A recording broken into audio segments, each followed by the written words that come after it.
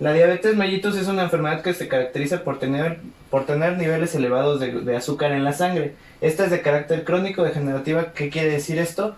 Que conforme pase el tiempo va a complicarse esta enfermedad y va a poder desencadenar otras como son hipertensión y enfermedades como son en los riñones, etcétera. Esta tiene predisposición hereditaria, lo cual quiere decir que las personas o miembros de tu familia que tienen antecedentes o que han tenido diabetes anteriormente pueden tenerte o pueden llegar a pasarte esa predisposición o a pasarte esos genes y tú puedes desarrollar esa enfermedad.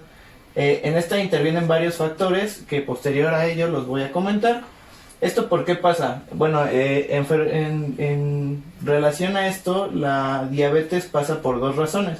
Una que es la nula producción de insulina y la otra que es una deficiencia en la acción de insulina o en la calidad que esta se produce. Pero bueno, ¿quién es el responsable de la producción de insulina en este caso?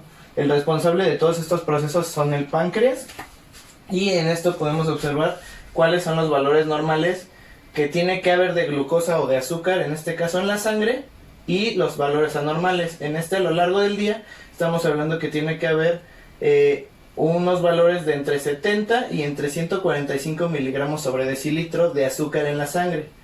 Esta también se va a caracterizar por ser una prueba que se va a hacer antes de comer y después de comer, 2 horas. Antes de comer tenemos que tener, para que sean unos valores normales, tienen que ser oscilantes entre los 70 y 100 miligramos sobre decilitro.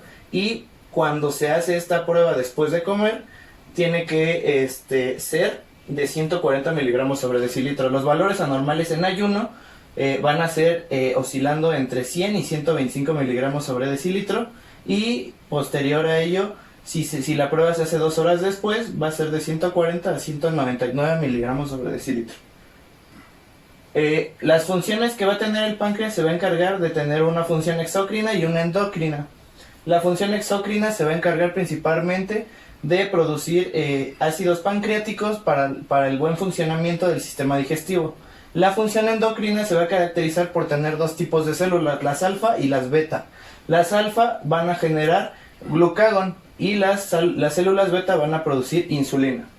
¿Qué diferencia hay entre la insulina y el glucagón? La insulina lo que va a generar se puede decir que es la llave para que el azúcar se pueda procesar en el organismo. Sin esta, el azúcar que hay en nuestro organismo y que nosotros consumimos no va a poder ser procesada, y por eso es que va a haber niveles altos de glucosa o de azúcar, en este caso en la sangre. El glucagón va a ser lo contrario. El glucagón se encarga de que cuando hay un déficit de azúcar o falta de azúcar en la sangre, lo que va a hacer es va a subir la glucosa de esta, propiciándola a través del hígado. Todos estos se van a procesar y se van a juntar con lo que es el hígado. Entonces el páncreas y el hígado van a estar trabajando en conjunto. Lo que va a hacer la insulina también se va a encargar de bajar la glucosa en sangre. Para hablar de diabetes tenemos que hablar de los dos tipos de diabetes que hay, que es diabetes tipo 1 y diabetes tipo 2. ¿Qué diferencias hay entre estas dos? Diabetes tipo 1 se va a caracterizar porque el páncreas en este caso no va a producir nada de insulina. No va a haber una producción estable y ni siquiera va a haber presencia de esta en algunos casos. Y diabetes tipo 2 va a ser el tipo de diabetes en la que el páncreas sí pueda producir insulina, pero esta no va a tener la capacidad para penetrar a la célula, o bueno, para poder llevarse como tal azúcar a la célula. Esto también va a ser caracterizado porque la insulina va a ser de una mala calidad y no se va a poder procesar de una buena manera. Aquí, como podemos ver, este es el azúcar y está buscando su llave, y su llave en este caso sería la insulina. Y va a ser el tercer tipo de diabetes, va a ser la diabetes gestacional, y esta se va a presentar principalmente en el embarazo y en personas que tienen una predisposición como son obesidad en el embarazo, una malnutrición, y bueno, esta va a ser una insulinoresistencia que se presenta durante el embarazo y que posterior a ello, posterior al parto, puede desaparecer.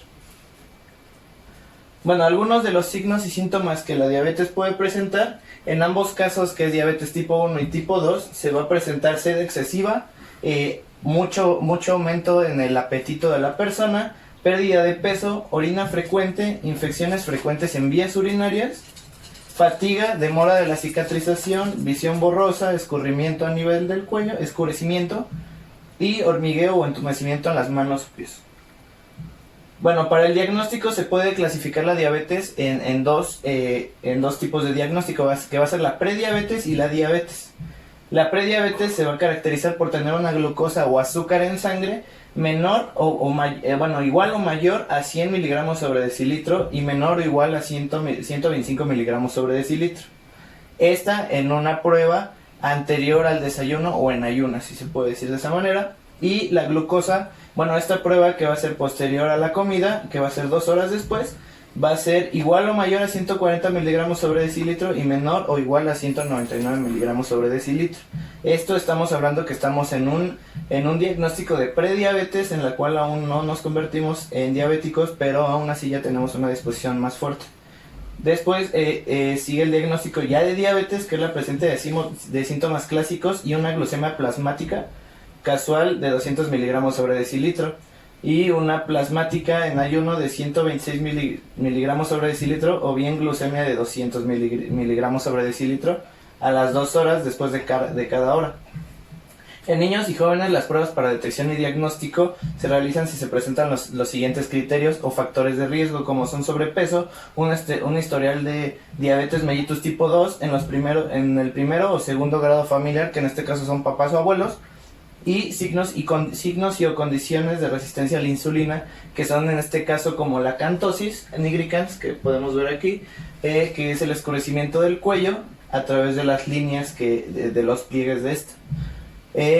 También podemos tener antecedentes de hipertensión arterial en las familias, dislipidemia o síndrome de ovario poliquístico y el tratamiento farmacológico. Para la diabetes va a haber dos tipos de tratamiento, el farmacológico y el no farmacológico. En este caso nos vamos a centrar un poquito más en el farmacológico y en el no farmacológico posterior a ello. En diabetes tipo 1 a los pacientes se les denomina insulinodependientes. ¿Qué quiere decir esto? Que ellos ya no pueden vivir sin la insulina externa a su cuerpo porque su organismo ya no lo genera. Esta ya no se produce naturalmente y tendría que ser administrada de manera artificial. Esta se administra a través de las jeringas que nosotros hemos visto y se va a clasificar en 4 tipos de insulinas, que va a ser la insulina de acción rápida, que se va a encargar de bajar el azúcar en el momento en el que ésta se administre, la insulina de acción lenta, que va a tener un proceso más retardado y más lento y un periodo de duración de la insulina por más horas. La insulina regular, que es la cristalina, y la NPH, que es la insulina humana.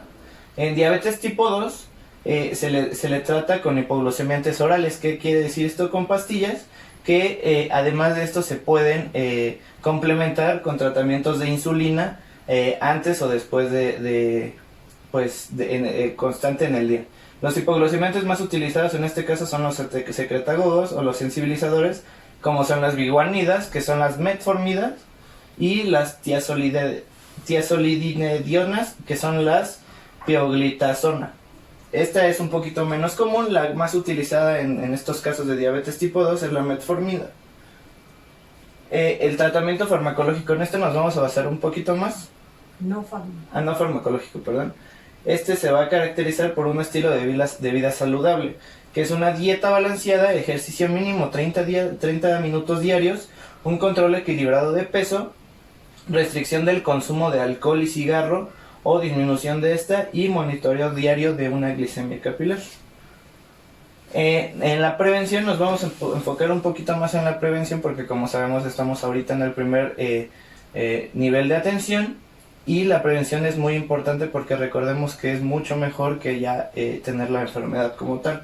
La prevención es un punto fundamental que se debe de planear para evitar la aparición de la enfermedad, ya que va a haber personas que, aunque no tengan la enfermedad, como dije anteriormente, van a tener. Bueno, la prevención primaria contra la diabetes mellitus va a ayudar contra la aparición de diabetes y otras enfermedades crónico-degenerativas como la hipertensión y enfermedades cardiovasculares. Estas tres van de la mano. ¿Por qué? Porque una va a desencadenar la otra y en el mayor de los casos van a estar juntas. Esto también va a promover estilos de vida saludables. Y para poder fomentar una buena prevención para esta enfermedad nos vamos a basar en 3 puntos primordiales, que son el control de peso, la actividad física y la alimentación. En el control de peso pues debe llevarse a cabo mediante un plan de alimentación saludable y actividad física adecuada. Esto aunado a la ayuda de un grupo multidisciplinario que nos ayude a poder tener un mejor planteamiento y un planeamiento sobre el control de peso que tenga la persona. La actividad física, bueno, vamos a modificar esto y vamos a cambiar la actividad física habitual que tiene la persona para poder tener un efecto protector contra la diabetes y como ayudar al fomento de tener más actividades en la vida diaria y el no sedentarismo y la recreación y el ejercicio en estos casos. La alimentación se recomienda la moderación en el consumo de alimentos de origen animal, de contenido de grasas saturadas y colesterol, así como reducir el consumo de alimentos con estimularse el consumo de verduras, frutas, leguminosas y fibras. Y pues esto sería todo de mi parte. Terminamos con una frase que dice: 10 gramos de prevención equivalen a 1 kilogramo de curación. ¿Qué quiere decir esto? Que la prevención es muy importante en nuestra vida diaria, ya que, como dice su palabra, vamos a prevenir la aparición de enfermedades que posterior a ello vamos a tener y vamos a empezar a tratar. Entonces lo que aquí estamos intentando hacer es bajar la tasa o el índice de enfermedades que hay en nuestro país, por ejemplo. Y pues eso sería todo de nuestra parte. No sé si tengan alguna pregunta o duda. De los alimentos, la papa y el plátano, ¿son buenos en la diabetes? Bueno, la papa y el plátano en estos casos no son tan buenos en personas con diabetes, dado a que estos tienen gran cantidad de hidratos de carbono, lo que generan una mayor producción o un mayor requerimiento de insulina, y además pues se aumenta la glucosa en el organismo, entonces no es muy bueno. ¿Alguna otra pregunta? No, está. Bueno, entonces eso sería todo de mi parte. Muchas gracias.